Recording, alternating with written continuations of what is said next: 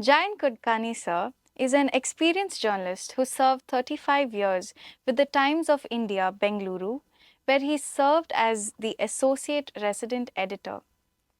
Beyond journalism, he has authored and co edited books like Beantown Boomtown in 2007 and Playback Sports Legends of Bangalore in 2019. His children's stories, Day for the Night in Ultapur, has been in the CBSE curriculum for more than 15 years. He continues to write widely from city histories to sports and literature. Welcome, sir. My pleasure, my pleasure. Sir, what first inspired you to pursue journalism and how did Bengaluru shape your approach as a storyteller? Well, there was no starting point or marker actually, but I think the it, the first idea at least came when I was in my formative years in basically high school. So I grew up in a family of readers. My father particularly was a polyglot. He knew many languages. He could read and write. And our house was a virtual bibliophile, paradise. You had books spilling over everywhere, scattered, and so on. And also, I took to reading different kinds of books at my age. I was done with the Zane Greys and Alistair MacLean's very early, and like my classmates. And I took to Somerset Maugham, even Tagore at that age. So, somewhere down the line, there was this thing that I fancied a career in journalism because I thought it had to do with words and with stories. So that was the key inspiration. As for Bangalore, how it has inspired me in many ways. One is that, as you know, Bangalore has been the most vibrant city which has seen enormous progress in the last 30 years or so. It started off as a quiet pensioners' paradise when I was in school, basically with public sector units, and it was a city of gardens and so on. But later, in about 20 years thereafter, it grew phenomenally. I mean, in fact, post the IT revolution and liberalization, it grew phenomenally. And it acquired new epithets along the way, like it came to be known as IT city, Silicon Valley of India. It's now called the startup city. It also has a garment workers hub. It is also a gig workers hub, and so on. So all these changes brought about social and cultural changes as well. So, that inspired me. That was a kind of thing which startled me, because the environment around us, the cultural milieu around us changed so drastically, like in a colors of a kaleidoscope. Bangalore probably changed so fast, and it changed character so fast. So that was a preliminary inspiration, if I could say. And the city virtually supplemented that idea. That's a wonderful background. How did you maintain your unique voice while writing across news, children's stories, sports, and cinema? Well, hard news as such. I mean, if you're looking at breaking news, spot news, which is shorter and which comes in, say, a couple of paragraphs, doesn't need an distinct authorial voice, as I see it. But all the other forms, whether it is a long form journalism, whether it's analysis, whether it's a descriptive interview, or even a feature, or even fiction, and all these need a distinct authorial voice. You need voice is an integral part, as you know, of any story. I mean, because it lends you the mood, and it gives you what is called an entry into the narration, narration. So that primarily acts as the fulcrum of a story. I can't give you a better example than Gabriel Garcia Marquez's opening lines of his famous masterpiece, 100 Years of Solitude.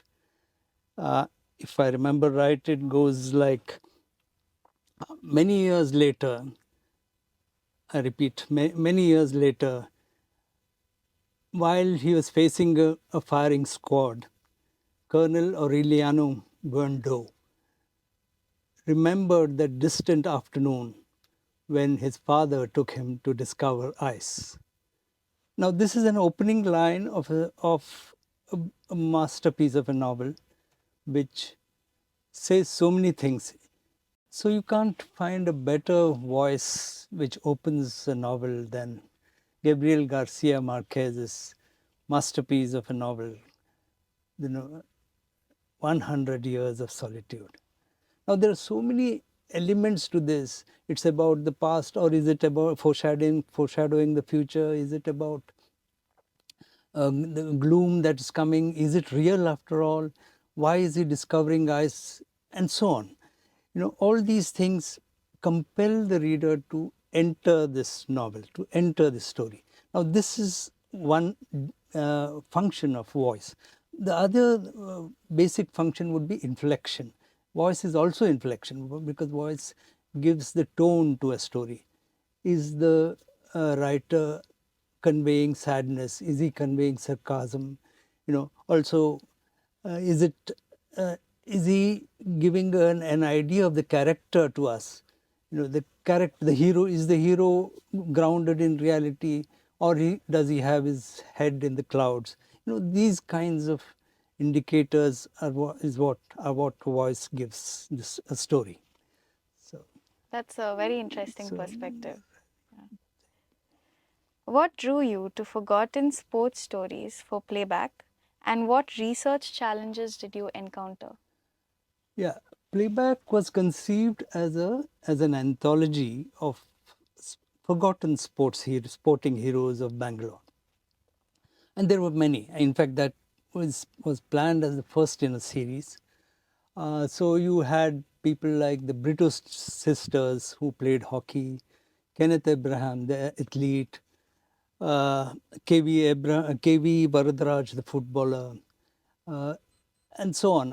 Also Arvind Saur, the snooker champ, and so on. I was assigned two cricketers, B. Jairam, B for Bangalore Jairam, and V. Subramania. B. Jairam was one of the earliest cricketers to play even for India.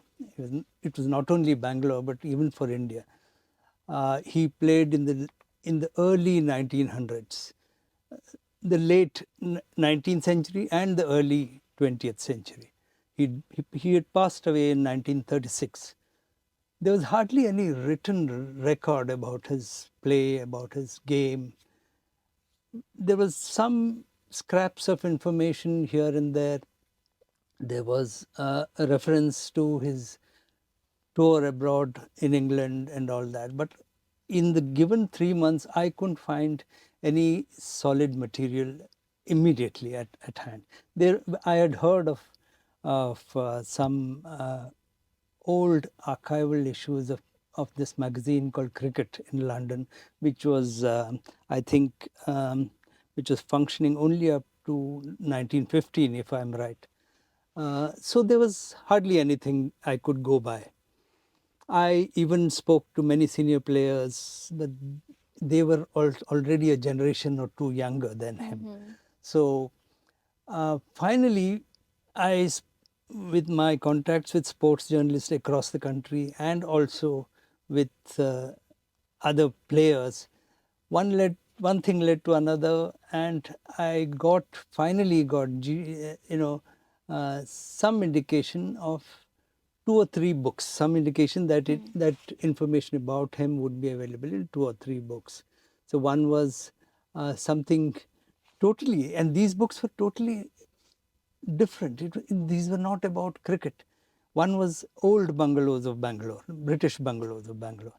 The other book was about geologists, it turned out that Bangalore Jairam was a geologist, and so his junior had referred to him in his boss in a couple of pages. So that was the only material I had. And then I got scraps of information from the old archives, the Times of India archive, and so on.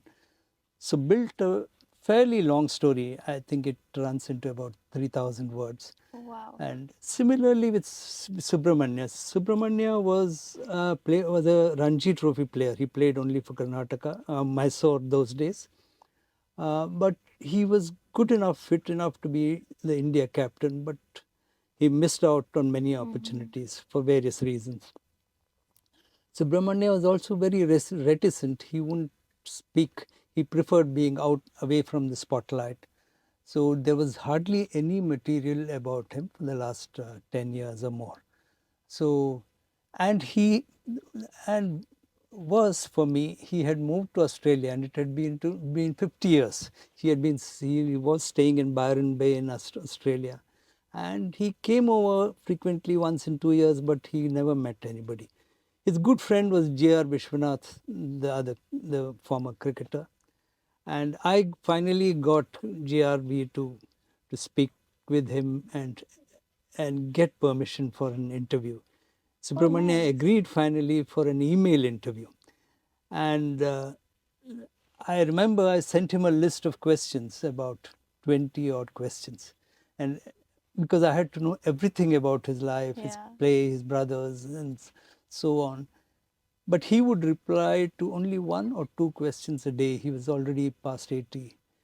And in email, I remember waking up in the wee hours of every morning, coinciding with Australian time, to waiting for his reply, and so on. So it was fascinating writing about two people who had hardly been written about in detail. In detail. What was your process for day for night in Ultapur, and how did you approach writing for young Yeah. readers? Day for Night is probably Day for Night in Ultapur is the full title of this story. The little children's story, basically for 8 to 10 year olds. Uh, the idea for it, I mean, I was asked to write a children's story, a funny children's story, by the editor of Penguin, the Puffin, which is the children's imprint of Penguin. Uh, and I, if I remember right, I wrote it in a month or so. And those were days when my daughter was around 4 years at the time of my writing, and every day she would expect me to tell her a story, and she always wanted unusual stories. She she did not prefer pat answers, pat endings, and so on. She looked for something different in every day and in a different kind of environment, and so on. So this was one of the inspirations. Writing for children actually is a delicate uh, uh, craft, because you need to balance fun and learning. You also need to give secondary information, secondary details. What you may think are not necessary in a main story, because children have this habit of asking uncommon questions. Why didn't he go to office? Why didn't he take the help of his pet? These are That's true, questions that yeah. children ask. And so it turned out to be very satisfying for me, because it first appeared in the Puffin Book of Indian Stories, and I was thrilled that it appeared with literary giants like Satyajit Ray and Ruskin Bond and so on. So I was happy to find myself there. And then soon after, it was prescribed for a textbook, and it still remains in a textbook. And only recently it saw an Asian edition of that also. So this is basically about What Day does for your daughter think about the story that you wrote? now. Yes. Now, yes, I mean, actually, as she grew up, she was a bit cynical, but she thought it was very cleverly structured and built. Now, uh, she's of course not too much into literature now, strangely, because she had developed a taste for literature very early, but somewhere down the line she was more interested in medicine and so on and so on. But yes, she doesn't think much of the story itself, the plot itself. If you're familiar with it, it builds a funny story. It builds a knowledge about an eclipse into a funny story about Oh, solar eclipse, so to say. So there's learning as well as funny story there also. oh, that's nice. So How has media's relationship with politics and public discourse changed over your career? there's been a seismic change actually. It's almost a radical change. I mean, if you just take a look at the front pages of, say, any newspaper, the Times of India or the Hindustan Times in, say, 1948 or 1955, and compare it with anything today, you wouldn't think it is, I mean, it is produced by the same people or the same or produced in the same country. Naturally, it is not about time passing, but it is also about the approach. One thing for sure, the news landscape in the early years of after independence, that is up to 1985 or so, I would say. So in about 3.5 decades, was predominantly dominated by political news. It was basically politics took the center stage. Uh, Even small party squabbles or party maneuvers were discussed in detail. Policy matters got, I mean, pages of coverage. Mhm. Even Independence Day speeches of city corporators or councillors would be given great weightage. Nothing wrong with that, because initially that was the Nehruian vision of nation building, and uh, had captured the imagination of the country and the media alike. But later, somewhere down the line, after Nehru, there was a political churn, Indira Gandhi and the Janata Dal and so on. So there were changes. The economy had weakened a bit somewhere in between. But politics continued to dominate the media sphere. It was only in the late 80s when the Berlin Wall had fallen across the world. I'm saying there were so many changes. The Cold War had thawed. And in India, there was the biggest revolution of all in recent times, liberalization. Liberalization brought in a, a, a wave of optimism throughout the country. It brought in changes in lifestyle. There was more spending power. I'm talking of the 90s. Suddenly, the newspaper front pages changed. There was never cricket on the front page. There was never lifestyle trends on the front page. There was never health on the front page. All these made it to the front page, and politics took a back seat. Now, that was the kind of thing that gave importance to the individual, to the consumer. And there was a whole consumer era that opened up. Yet this didn't last for long. I mean, about 10 years later, let's say towards the beginning of this millennium, Mhm. there was this new civic consciousness. The Indian who had traveled abroad, even the Indian middle class couples who had seen more of the world, began to compare Indian cities with European cities or elsewhere, and they found lacuna, and they found that we were lacking behind somewhere. So there was a bigger civic consciousness spreading across, particularly in urban centers like Bombay, Bangalore, Delhi, and so on. So that civic consciousness gave rise to a rebirth of interest in politics. So there were many more civic agencies, NGOs, and so on. And then politics has returned to the front page. Of course, now with the in the recent years it has really gained prominence It again. has. So that is the story of how politics came in and out of newspapers. As someone who teaches and mentors, what skills will help young journalists thrive in today's rapidly changing media landscape? The old skills remain. I mean, as I see it, uh, analytical mindset, also critical thinking about anything. Number one. Number two would be uh, a sense of wonder and curiosity about anything that you see. Nothing is trivial from a journalist's eye. Something very small might yield a big story tomorrow. The third aspect I would say is sensitivity to the human condition. That's a very important factor, and which will continue to be important across media genres and also mediums, whether it's television or digital and so on.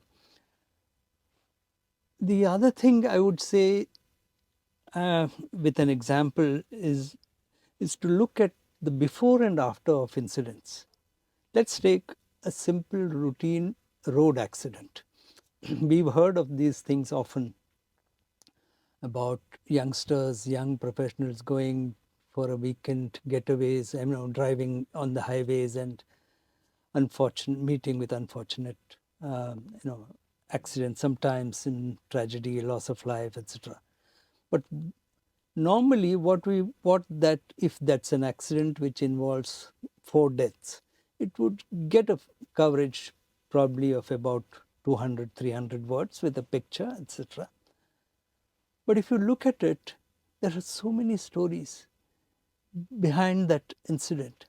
Where was the young engineer going? And where did he come from? I'm not talking of the place. I'm talking of was what was his ambition? Was he appearing for an exam? Where was the? Let's suppose a truck has hit the car. Where was the truck driver coming from? So on. The before and after of an incident. How have their parents coped with the tragedy? All these things are so very important that we often miss these, what we think are peripheral. We often miss these angles to a story. Even a crime story, I mean, it's very important both from the victim's point of view as well as the perpetrator's point of view. So we have to look at various angles. Of course, primarily these are the major things that these are the fundamentals really. But I think these skills, apart from familiarizing themselves with modern gadgets and technology, I mean, and that's a given, of course. That's a given. Do veteran journalists risk irrelevance in the digital era, or do they offer perspectives that younger media professionals lack? That's a smartly worded question. For sure, I mean, it's both. The veteran journalist does certainly risk irrelevance, you said, irrelevance, if he does not conform or adapt to modern methods, modern modules, if you can say that. But also, it's also true that he has certain insights for the younger generation. The one also, and certain habits. For instance, rigor is one thing from the old world journalism that is found widely missing in the younger generation, among the younger generation. Rigor is so much a part of journalism because it banks on veracity, it banks on proof, it banks on evidence. I mean, any news journalism banks on that. The youngster, on the other hand, has his own strengths. He carries no baggage of ideology or tradition. He's open to trying out new things. And so that's welcome in itself. But I'm interested in something beyond this. There's a larger scenario which is gathering here. Uh, the New Yorker had recently written about a philosopher. He's a South Korean, but he stays in Germany. His name is Byung-Chul Han. He's been referred to as the internet's favorite philosopher. Now, he has painted a picture and drawn a theme of what he calls the crisis of narration.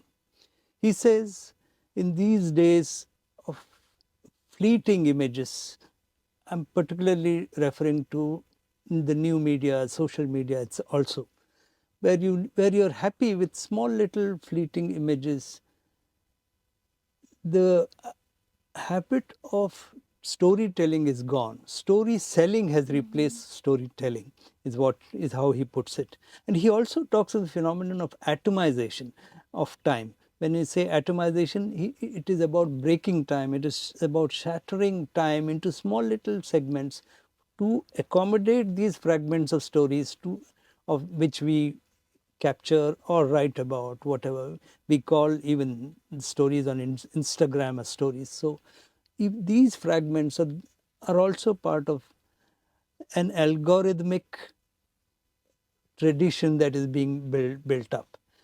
But in good narration, what should happen is that it should slow down things. Good narration should make us reflect. Any story should make us refer to the past, should make us go inward. This interiority is being lost in these fleeting images that we see. Now, that is what is the biggest lacuna of modern new media, I could say. So it's finally up to the practitioners and the scholars to find fresh approaches, and we hope Godspeed to them, and we hope they'll do it soon. If you could direct one of your own stories as a film, which would you choose and why? Honestly, I don't have a portfolio of stories really. I have written a few stories, but they are not enough to even make a good collection. But what happens is there's always something brewing in your mind when you watch a film. You think you have a story. It happens with many of us. I have a certain story of that nature. It's about a young boy finding self-expression in times of COVID lockdown. So it's not the story hasn't yet been published, but I have deep fancies of turning it into a film which could be in the slow realist mode. Having said that, I mean, I would also like to add that I'm not a great fan of literature with a plot, or cinema with a plot. I'm a huge admirer or aesthete of non-linear stories. I mean, I think cinema should be a progression of feelings and emotions, built through images, through sound, through music, through dialogue, etc. It could be in an essay form. It could also be a slice of life. So this is the essential difference that I see. And of course, I would, if I were to make a film, I would make a cinematic essay more than I would enjoy doing that. That's an interesting approach. Thank you, sir, Thank you. for sharing My your pleasure. My journey and pleasure. insights with Thank us. you. Your words remind us that while media keeps changing, the heart of journalism will always be more than headlines. It's about curiosity, courage, and craft. Very true. Thank you for watching, and we hope you found inspiration in Jayanth Kodkani sir's words.